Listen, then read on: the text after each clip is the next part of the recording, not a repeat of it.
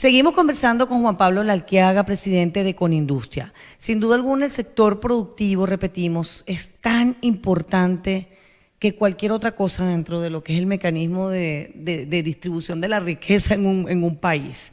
Cuando se produce, se puede comprar; cuando se produce hay competencia; cuando se produce las empresas están contentas, los trabajadores tienen buenos salarios y el país está creciendo, está próspero.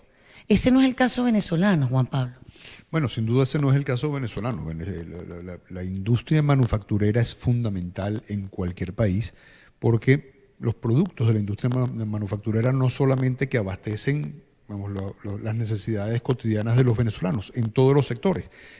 Aquí estamos hablando de la agroindustria que produce alimentos procesados, estamos hablando de la industria farmacéutica que produce los medicamentos que todos requerimos para vivir. Aquí estamos hablando de la industria química que produce gases del aire, lubricantes, resinas plásticas, tintas, pinturas. Estamos hablando del sector metalmecánico que va produciendo todo lo que es la construcción de estructuras o las puertas que están en cualquier lado. Estamos hablando del sector de autopartes en lo que es la fabricación de cauchos, en lo que es la fabricación de filtros, y así sucesivamente. Tú, sin esas cosas no puedes vivir. Un país normal no puede desenvolverse si no tiene esas cosas. Y Venezuela tiene en este momento en capacidad de producción el 6%, no el 16%, el 6% de la capacidad que tenía en 1998. ¿Cuánto teníamos en el 98? Bueno, en términos absolutos, fíjate que el país vivía, en 1998 el país requería de importaciones totales del orden de 12 mil millones de dólares como para poder tener, digamos, una subsistencia regular. En 1998, más atrás, un poquito más atrás, 1997, recordarás que el petróleo estaba en $8 el barril. Y teniendo $8 el barril, Venezuela no pasó por un proceso de escasez. ¿Por qué no pasó por un proceso de escasez? Bueno, por dos razones. La primera es que existía mucha industria que producía muchos de los bienes que consumíamos en Venezuela y teníamos una oferta exportable que era muy importante. En ese momento las exportaciones distintas del petróleo alcanzaban a los 8.000 millones de dólares, que si los juntabas con los 12.000 millones que se exportaron ese año en términos de petróleo, tenías unos ingresos como país del orden de los 20.000 millones de dólares. Importabas más o menos unos 12.000 millones y en servicio de deuda y otras erogaciones que el país tenía, pues no se alcanzaba a unos de 17.000 o 18.000 millones de dólares. Con lo cual, aún en esas condiciones teníamos un superávit comercial.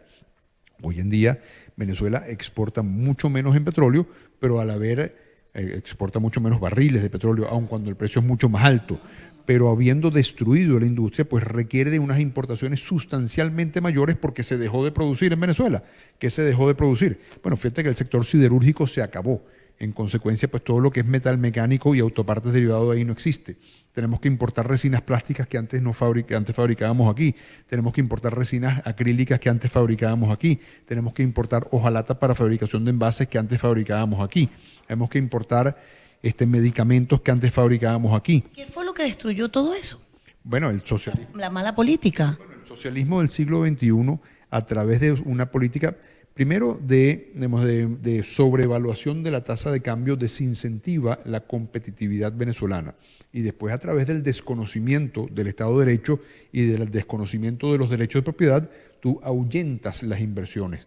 Cuando tú vas robando plantas industriales, como se han robado, por ejemplo, Kellogg's, la más reciente en haber sido robada.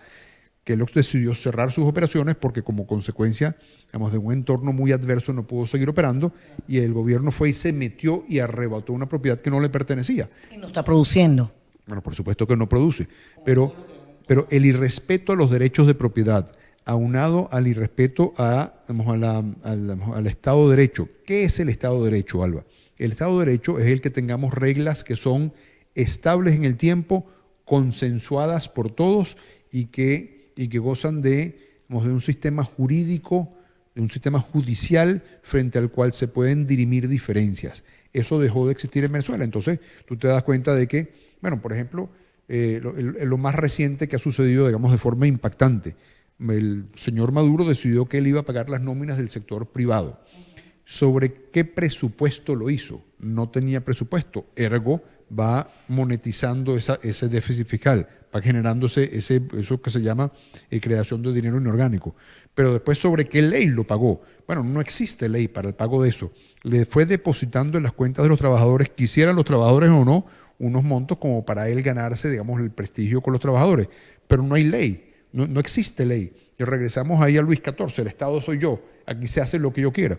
Bueno, cuando el Estado soy yo y se hace lo que yo quiero, pues las inversiones corren despavoridas porque se dan cuenta de lo que están supeditadas a un entorno en el cual no existe regla sobre la cual se puedan amparar. Podríamos, en un país sin cifras, Juan Pablo, podríamos hablar de cifras que nos han llevado a cerrar la Santa María de muchas empresas por esa inseguridad jurídica, por falta de empleados que se han ido, por la misma falta de materias primas que ya ni siquiera se está produciendo aquí en Venezuela. Bueno, en Venezuela han cerrado desde el punto de vista de establecimientos industriales, conjuntos industriales.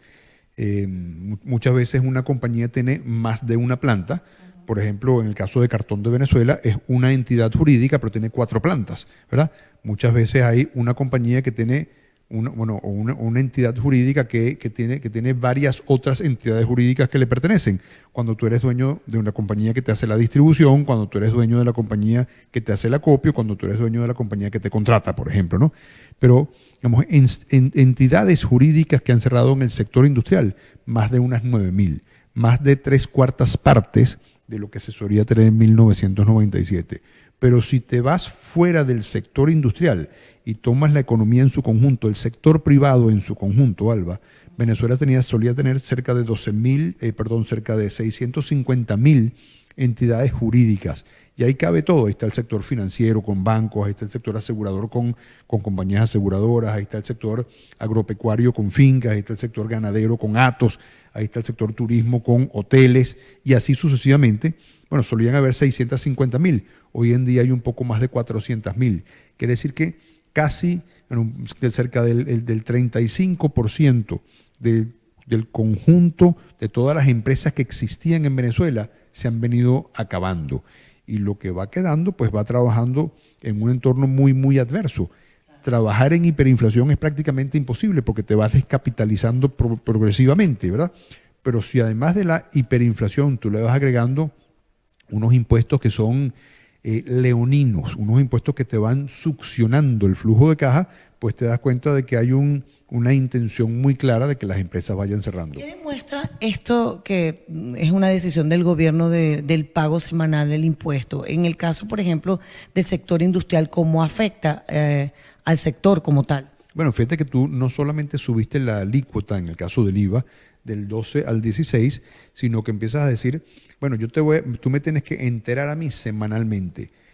Bueno, si yo vendo esta semana y no he cobrado aquello que yo he vendido, pues yo tengo que darle al gobierno, le tengo que pagar un impuesto sobre un bien que no he cobrado. O sea, yo tengo que sacar plata de mi flujo de caja o pedir plata prestada en el banco porque no he cobrado, como para poderle pagar el impuesto al banco, al gobierno.